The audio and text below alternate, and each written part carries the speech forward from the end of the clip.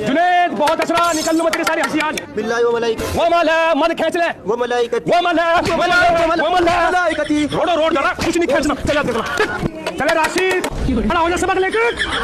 Tayaran इबाबिल सही है सही चलो। काफ अलिफ काफ बा कहाँ पे फंस रहा है जिंदगी में। आज का सबक क्या है उसमें? तायरन इबाबिल। तायरन इबाबिल हाजी ने बताया। किसने बताया? जुनेद ने। ओहो बड़े मौलाना ने बता दिया। तो साइड होते तू। ए मौल साहब आ जाओ जरा यहाँ पे तशरीफ ले आओ। हमें भी तो बता दो क्या करते बारे बच्चों को तू। चलो भाई देखो अपने क्या करता है।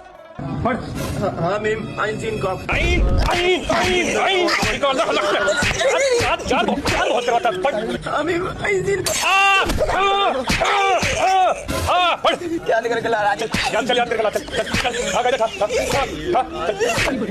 लो जी मौल साहब अब सुनो आप। आइन सीन काफ। उसका सबक है अपने तेरा सबक सुना ले।